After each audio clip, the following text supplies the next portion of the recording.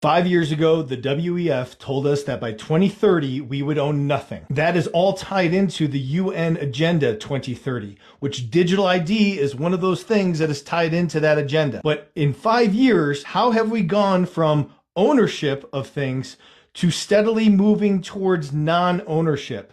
Well, the first thing we can see here is in homes. Home ownership, a lot of people have been priced out.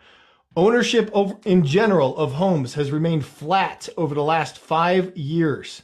Meanwhile, rent has skyrocketed and it has gone up by 5.6 million over the last 5 years. So rent is increasing, home ownership staying flat, and will eventually start to decline. They'll price people out. Right now, the younger generation that should be owning homes, Gen Z, has been priced out, and they are the largest generation ever to be renting. That's your big ticket item. Everything else has started moving to a subscription-based model, if you've noticed.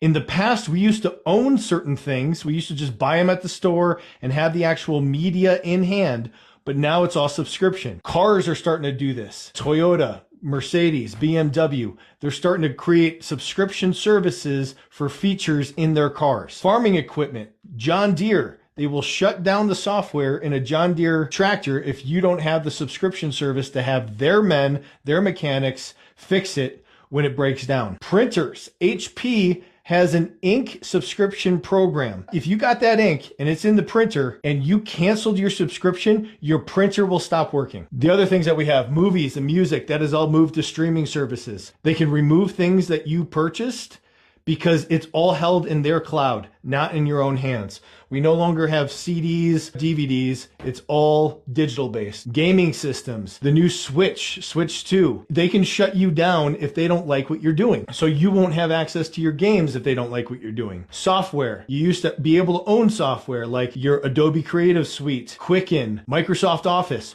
All of that, again, is moved to subscription. You don't own the software anymore, but you pay to use it regularly. Ebooks, all on Kindle. In 2009, Amazon took off George Orwell's books, and so if you had even purchased the digital version, it was just gone from your library. These kind of things is what Agenda 2030 is all about.